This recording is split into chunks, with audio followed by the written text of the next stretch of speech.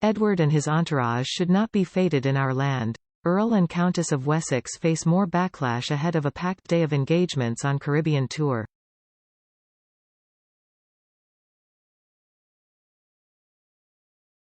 The Earl and Countess of Wessex's challenging Caribbean tour continues today, with the couple set to face more protests from activists who have branded them invaders.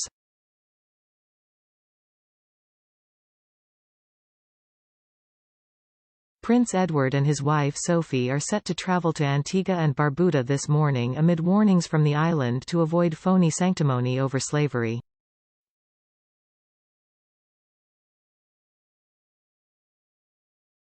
The Wessexes are in the Caribbean to mark the Queen's Platinum Jubilee year, just weeks after the Duke and Duchess of Cambridge travelled to the region amid claims elements of their tour became colonial-esque after they greeted black children in Jamaica through fences and inspected troops from the back of a Land Rover.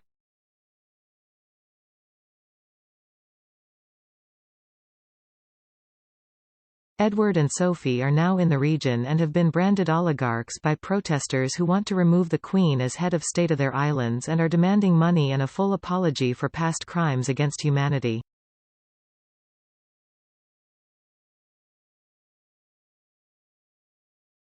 On Antigua and Barbuda today, they have a full day of engagements planned, including a trip to the Sir Viv Richards Stadium where they will meet former West Indies cricketers.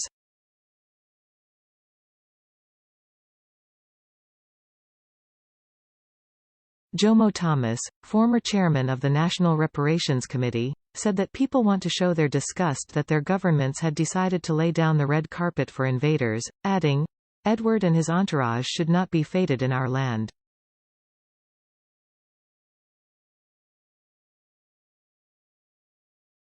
He said, "They hunted us down, they kidnapped us, they stole us, they worked us.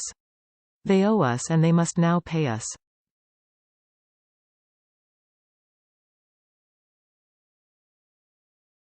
It came hours after the Wessexes were criticized by St. Lucia's most famous DJ after he slammed the Royal Jubilee Tour on air yesterday, asking how it benefits the islanders and demanded to know how much taxpayers were paying for it.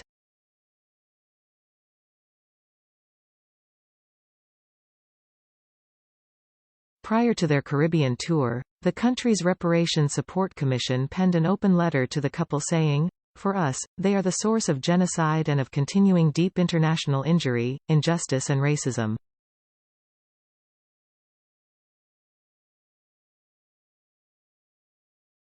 We hope you will respect us by not repeating the mantra. We are not simpletons.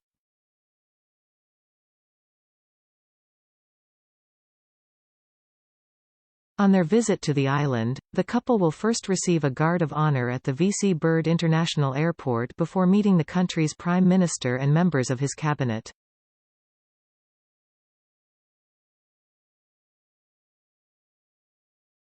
They will then travel to Government House where they are due to present 3 Platinum Jubilee medals to 3 people to recognize their service to national security.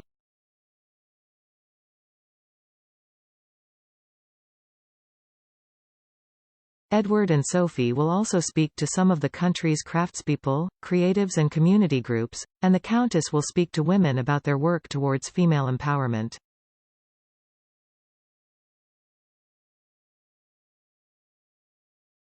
The couple are scheduled to visit the National Sailing Academy, where they will meet children who have benefited from a program which offers people with disabilities the opportunity to get involved with water activities.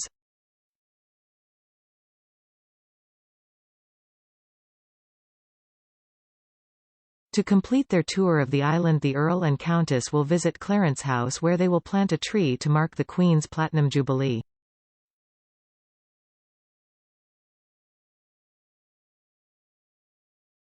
They will also attend a reception in celebration of Antigua and Barbuda's culture and traditions, and will learn about local delicacies and produce.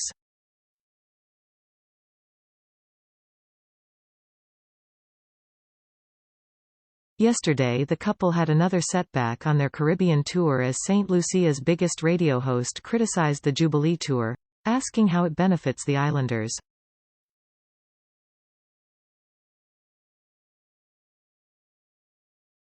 Sam Flood, host of Tells It Like It Is on St. Lucian Radio, slammed the visit saying, "I would like to know what is the purpose of this royal visit and who is paying for it."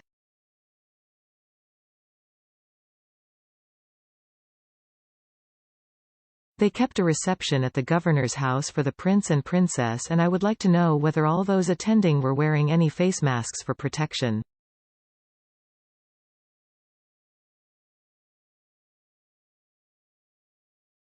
Who paid for the drinks and food that was being consumed at the governor's house?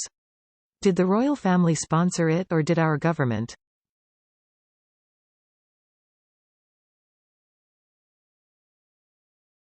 He added, what is the purpose of this trip to St. Lucia? How are St. Lucia and its people benefiting from this trip? What have we done to deserve this trip?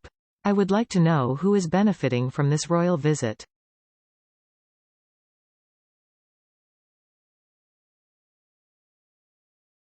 Who really are these royals and what is their significance? It is not like they are quite high up in the royal family.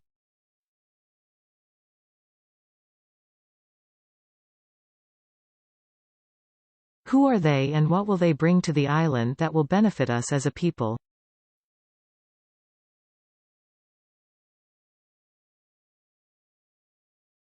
Mr. Flood broadcasts in a St. Lucian French Creole, the language spoken by more than 90% of locals.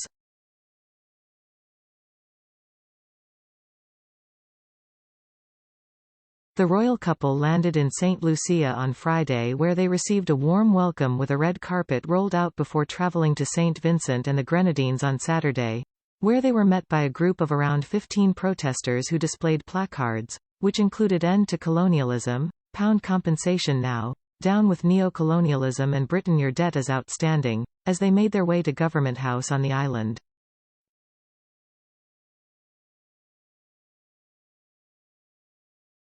Yesterday, they were back in St. Lucia to be received by Archdeacon Christian Glasgow.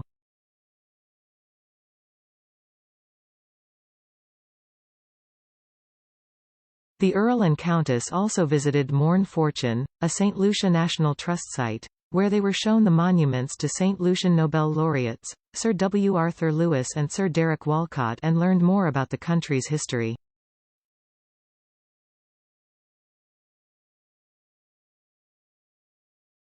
The two engagements carried out by the couple avoided crowds, with the small service beginning their day.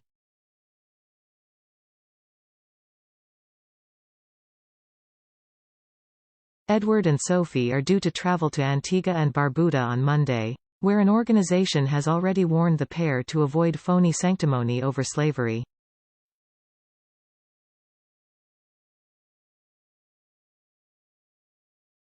The Platinum Jubilee Tour was organized to mark the Queen's 70-year reign, and it comes shortly after the Duke and Duchess of Cambridge were criticized for some elements of their recent Caribbean tour, deemed to hark back to colonial days.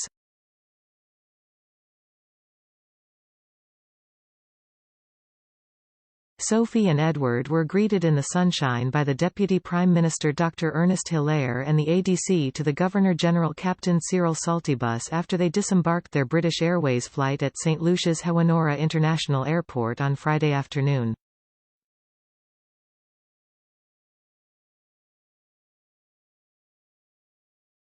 Sophie, wearing a red dress, joined her husband as they walked down the red carpet to a platform, where Edward stood to receive the Guard of Honor while the island's police band performed the country's national anthem.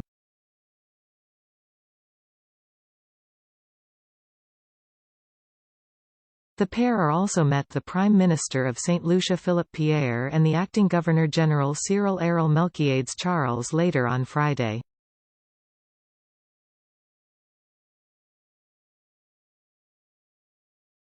Yesterday, the red carpet was rolled out yet again as the Earl and Countess of Wessex arrived at Argyle International Airport, while steel drums playing One Love by Bob Marley welcomed them to the island.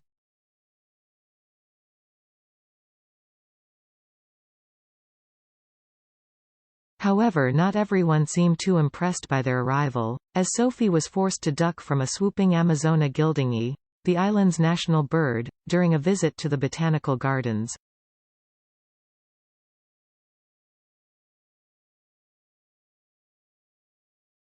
As she entered the aviary, the Countess was unaware of one bird resting on the cage above her.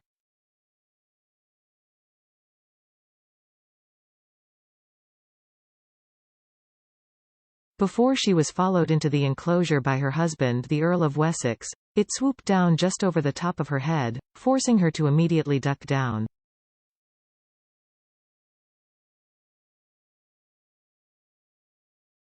Her sunglasses fell forwards onto her face to the sound of laughter from those present.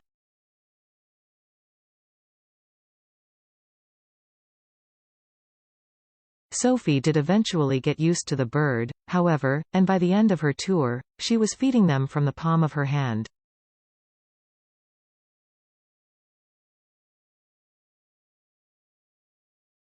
The week-long tour will see Sophie and Edward meet communities, local entrepreneurs and craftspeople, and young people as well as athletes training for the Commonwealth Games.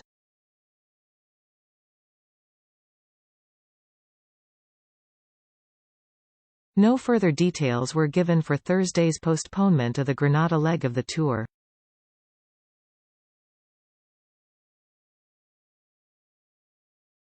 It is understood that the planning of the royal tour involved discussions between the host countries, royal officials and other parties.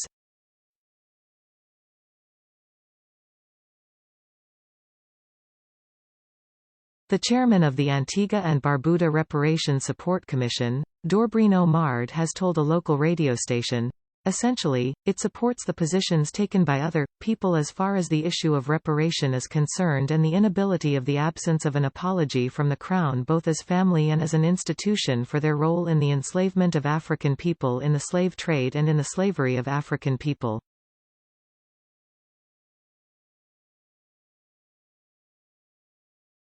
It follows Prince William and Kate Middleton's trip to the region last month, which saw the couple face backlash over avoidable PR errors.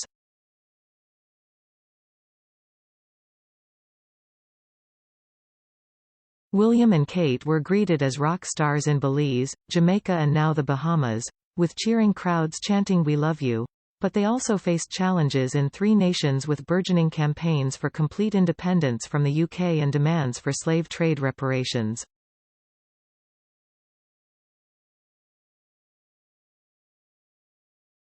There were several missteps, including pictures of the couple shaking hands with black children through a wire fence in Trench Town, Jamaica.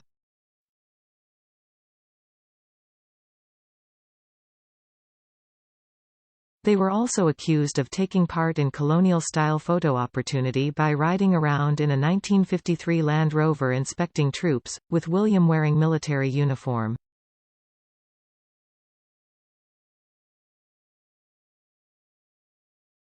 The future king was also accused of being tone-deaf and not showing the courage to apologize for the slave trade in a landmark speech, while the opening event in Belize had to be postponed because of protests.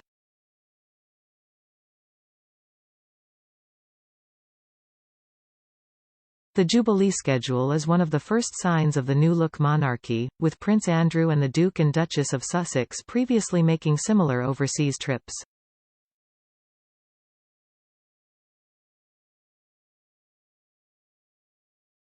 The Queen, who no longer flies, would not have been expected to travel, but it's rare for Wessexes to do a high-profile joint overseas tour that might have otherwise been handed to Harry and Meghan.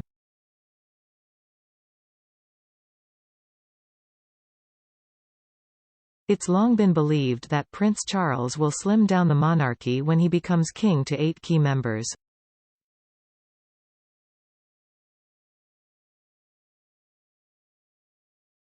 The trips to the Caribbean islands will see the senior royals on a charm offensive following in a bid to shore up support for the monarchy in the region.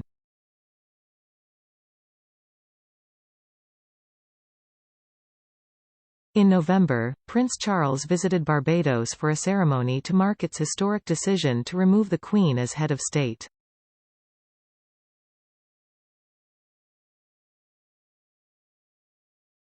Other Commonwealth countries in the region, including Trinidad and Tobago, Guyana and Dominica, already have their own heads of state.